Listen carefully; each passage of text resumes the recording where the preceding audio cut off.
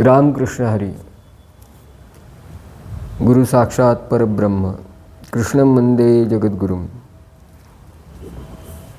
70 श्लोक झालेले आहेत दुसऱ्या अध्यायातला. आता 71वा श्लोक. विहाय कामान्य सर्वान् पुमाश्चरिति निस्पृह निर्ममो निरहंकार स शांती माधिगच्छति. तर या 71व्या श्लोकामध्ये काय सांगतात? विहाय कामान्य, की तो जो पुरुष आहे विहाय कामान्य म्हणजे त्याच्या कामनाचा त्यांनी सर्वथा त्याग केला आहे. मला मुख्य कामना कोणती असते माहिती का? मला सुख पाहिजे ही कामना आहे. तर त्या कामनेचाच त्यांनी त्याग केला आहे. विहाय कामान्य सर्वान म्हणजे सगळ्याच कामनांचा त्याग केला आहे. पुमांश्चरती निस्पृह, तर असा पुरुष निस्पृह होऊन जगामध्ये राहतो, विचरण करतो म्हणजे राहतो. तर निस्पृह, स्पृह म्हणजे काय? स्पृहा म्हणजे इच्छा. तर त्याला कोणती स्पृहा नाही आहे जगाकडून, कुठलीहीच अपेक्षा नाही आहे. तर असा अपेक्षारहित होतो. हे सर्वात सुखाचा मार्ग आहे, अपेक्षारहित होणे. अपेक्षा संपली की दुःख संपलं. मग अपेक्षा कोणाकोणाकडनं असते? एक तर जगाकडून अपेक्षा, दुसरी भगवंताकडून अपेक्षा आणि तिसरी स्वतःकडून अपेक्षा. ह्या अपेक्षा संपल्या की दुःख संपलं. मग कामना नाही आहे त्याच्यात. विहाय कामान्य सर्व. आणि असा पुमान म्हणजे पुरुष आणि स्थितप्रज्ञ पुरुष. आणि निस्पृह येतो. निस्पृहता आणि माझे भजन, शांती आणि समदर्शन, 5वे निर्वैरदान, हे पंचलक्षण संतांचे. त्यात पहिलं लक्षण आहे निस्पृह. त्यानंतर निर्ममो, मम म्हणजे माझं असं वाटणे, आणि निर्ममो म्हणजे हे माझं नाही असं वाटणे. मग माझं काहीच नाही या जगात, माझा फक्त गोपालकृष्ण आहे. मेरो तो गिरधर गोपाल दूसरो न कोई.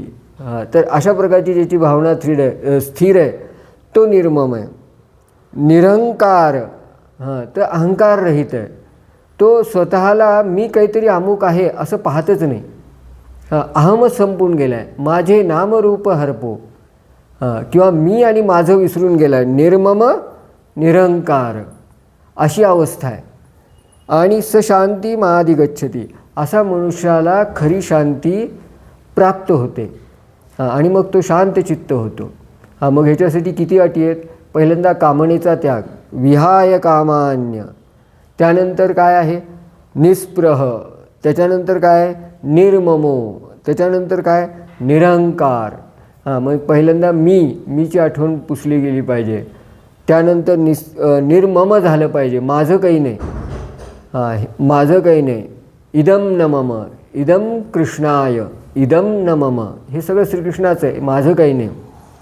निरहंकार, आणि अहंकार नाही आहे त्याच्यामध्ये, अहम नाही आहे. मी अशी काही आठवणच नाही आहे. अहम म्हणजे काय असतं? आपण आपल्या स्वतःविषयी आपल्या मनामध्ये जी इमेज बांधलेली असती त्या इमेजला अहंकार म्हणतात. तर निरहंकार, ती इमेजच निघून जाणे. आणि अशा पुरुषाला शांती माधिगच्छति. मग असा पुरुष शांतीपर्यंत येतो की त्याला शांती प्राप्त होते. आणि प्राप्त होते हे भगवद्गीता सांगते किंवा श्रीकृष्ण सांगतात. म्हणजे हे शक्य आहे. म्हणजे निराश होण्याची गरज नाही की आपण जरी आज अशांत असलो तरी शांती नावाची काहीतरी वस्तू आहे आणि ती प्राप्त होते. आणि बऱ्याच साधकांनी ती प्राप्त केलेली आहे. पण त्याच्यासाठी हे असं व्हावं लागेल या पद्धतीनं. आता दुसऱ्या अध्यायातला 71 झाला श्लोक. आता 72वा हा शेवटचा श्लोक आहे दुसऱ्या अध्यायातला. येषां ब्रह्मस्थिती पार्थ नैनां प्राप्य विमुह्यति स्थित्वास्य मान्तकालेपि ब्रह्मनिर्वाणमृच्छति. येषां ब्रह्मस्थिती पार्थ. तर कृष्ण सांगतात, हे जे मी आत्ता स्थितप्रज्ञाचं वर्णन केलं ही ब्रह्मस्थिती आहे. म्हणजे भगवत प्राप्ती ज्याला म्हणतो ना आपण, तर भगवत प्राप्ती किंवा ब्रह्मस्थिती ही ब्रह्मस्थिती आहे. ती ब्रह्मस्थिती प्राप्त झालेली आहे. आणि आपण ज्यावेळेस ब्रह्मस्थितीला जातो त्यावेळेस ब्रह्म काय आहे? तर ब्रह्म हे आनंद स्वरूप आहे. मग आपणही आनंद स्वरूप होऊन जातो. येषां ब्रह्मस्थिती पार्थ नयनम प्राप्य विमुह्यती. म्हणजे एकदा या स्टेजला गेल्यानंतर पुन्हा मनुष्य मोहामध्ये अडकत नाही. हे सर्वात महत्त्वाचं. आपण आयुष्यामध्ये बऱ्याच गोष्टी मिळवतो, पण त्याच्यामध्ये मिळाल्यानंतर ते हात न सुटण्याची शक्यता असते. जे जे काही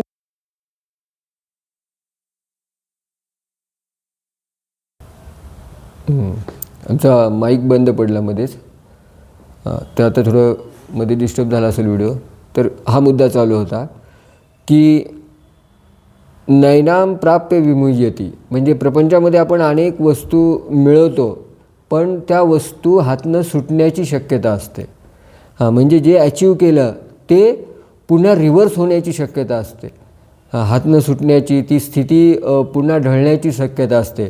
पण ही जी ब्रह्मस्थिती आहे किंवा परमार्थामध्ये जे आपण मिळवतो ते कायमस्वरूपी राहतं. नयनम प्राप्य विमुह्यती म्हणजे तिथं पोचल्यानंतर पुन्हा मनुष्य मोहित होत नाही. या ब्रह्मस्थितीला पोचल्यानंतर स्थित्वास्यमांत कालोपी. आणि ती स्थिती इतकी स्थिर राहते की त्या माणसाचा मृत्यू जरी आला तरी त्या मृत्यूच्या वेदनेमध्ये, त्या मृत्यूच्या सगळ्या अंधकारामध्ये सुद्धा त्याची ही स्थिती ढळत नाही. ती ब्रह्मस्थिती तशीच राहते. आणि मग काय होतं की ज्यावेळेस त्याचा देह पडतो त्यावेळेस शेवटी तो ब्रह्मनिर्वाण मृच्छती. आणि शेवटी ब्रह्मपदाला, ब्रह्मानंदामध्येच तो विलीन होऊन जातो. कारण त्यांनी मृत्यू होण्याच्या आधीच ब्रह्मत्व प्राप्त केलेलं आहे. मग मृत्यू पाहिला तर काहीच त्याच्यासाठी नो इव्हेंट आहे. आणि तो डायरेक्टच ब्रह्मपदापर्यंत, हे ब्रह्मानंद प्राप्तीपर्यंत जाऊन पोचतो आणि भगवंतामध्ये विलीन होतो. त्याला भगवत प्राप्ती झाली असं म्हणतात. आता इथे दुसरा अध्याय संपला.